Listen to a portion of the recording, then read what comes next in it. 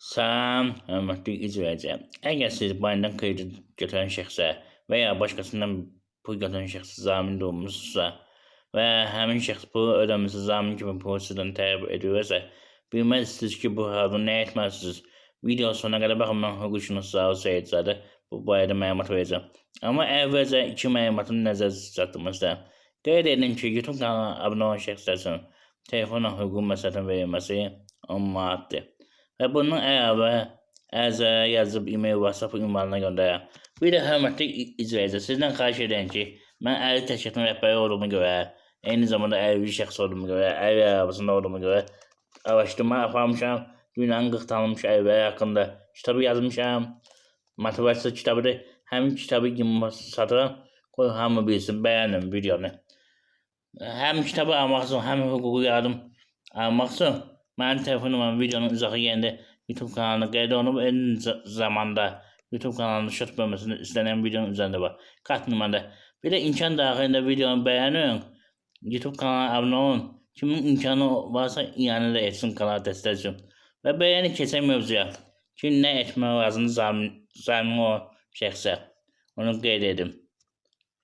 Əvvəla onu qeyd edin ki, bankadan olan şəxsə, yəni bankadan kredit götürən şəxsə zamin olduğunuz halda bank gözü müqavilənin bağlı zamin kimi sizinlə avtomatik sizə sənədə imza atılsınızsa, əgər yox, fiziki şəxsdə pul götürürsünüzsə, o halda zamin olursunuzsa, bu notariyə qədər təsdiq olunmalıdır.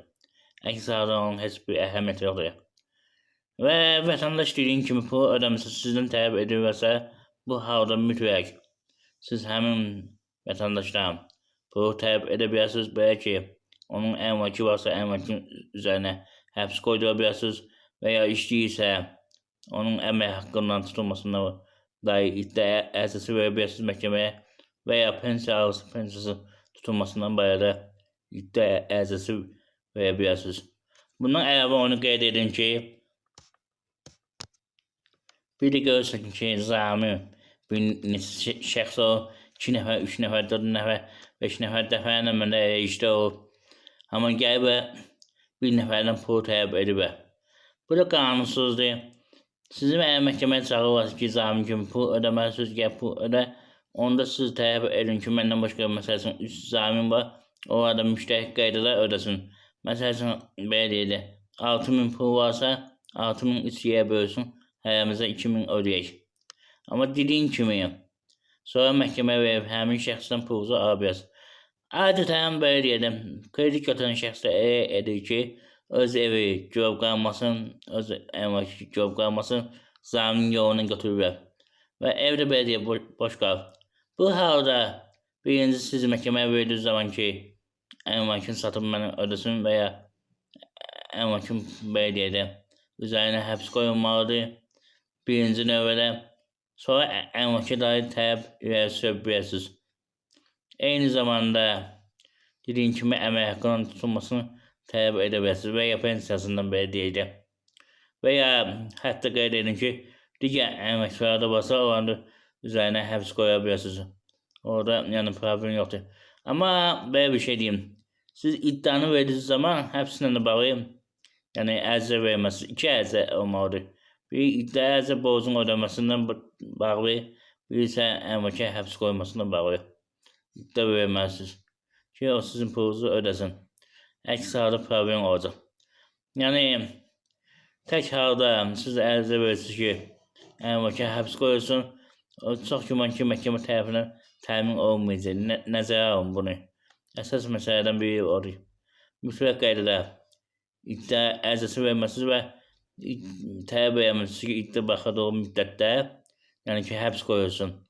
Bu belə deyək, məsəl üçün, iddia vermişsiniz, işi yasama rayonuna baxılır və həmin müddətdə məncə həbsdədir və belə deyək, sizin xəricə qərar çıxmadı və ya sizin xəricə qərar çıxdı, qarşı tərəfi razıdır və yaxud siz razıdır, apelsiya şikayəti verirsiniz.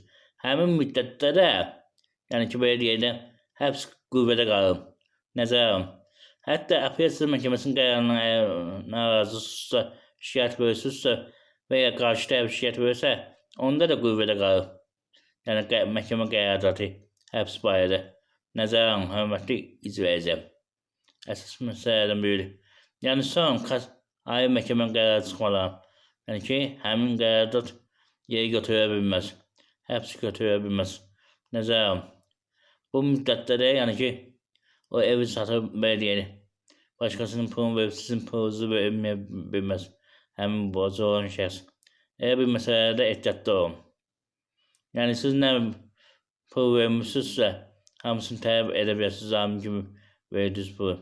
Eyni zamanda eğer vəkil tutmuşsunuzsa, pul xərcləmişsinizsə, onları tələb edə bilirsiniz.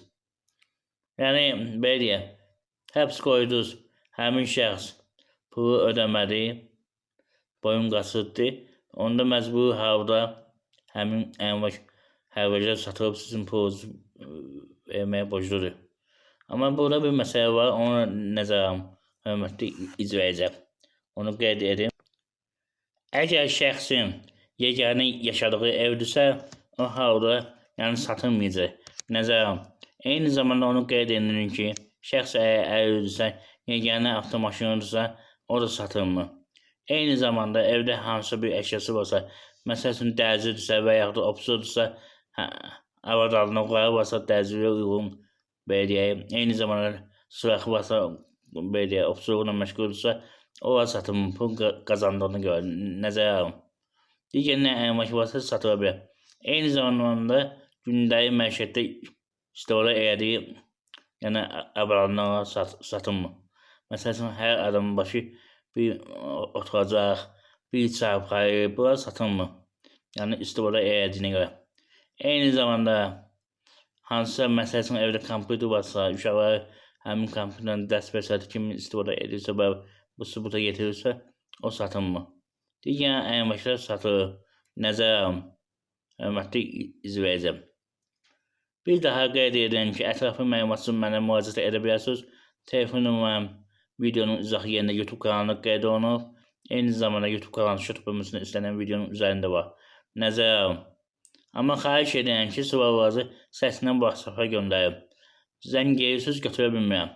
Mütləq qaydada WhatsApp-a yəni qeyd edin suallarınızı.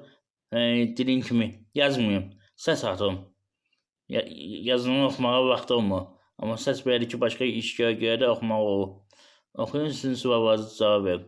Bir daha xatırladan ki, insanların maddi vəziyyətin başa düşərək, yəni ki, hüquqi məsləhəti 10 manata eləmişəm. Əsas məsələlərdən biri budur. Eyni zamanda siz gəlmədən telefonla ərizələrinizi yazdıra bilirsiniz. Mən də yazıb e-mail, WhatsApp ünvanına göndərəm. Nəzərə alın. Sonunda bir daha xahiş edirəm ki, bu kitabı mən yazmışam. Dünyanın 40 tanınmış əli haqqında mən burada araşdırma aparmışam.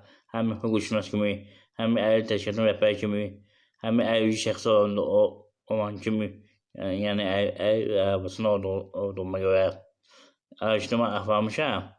Maraqlı faktlar var. Burada Roosevelt'də var, Beethoven'də var, başqaları var. Bir çox əlilliyi olan şəxslər var ki, xaricdə necə inkişaf edib, bizdə necə inkişaf edib motivasiya kitabıdır. Bir baxın. 20 manata satıram. Arzu edən şəxslər qeyd olunan telefon nömrəsinə dediyim kimi yəni sifariş edə bilər. Eyni zamanda kimin imkanı varsa kanala abunə olsun, videonu bəyənsin və imkan daxilində iyanə etsin. Kart nömrəli telefonun qeyd olunduğu yerdə qeyd olunur. YouTube kanalı videonun izahı yerində və ya YouTube kanalı şut bölməsində istənilən videonun üzərində var. Diqqətinizi görə sağ olun. Abunə olmağı unutmayın, hörmətli izləyicilər. Sağ olun.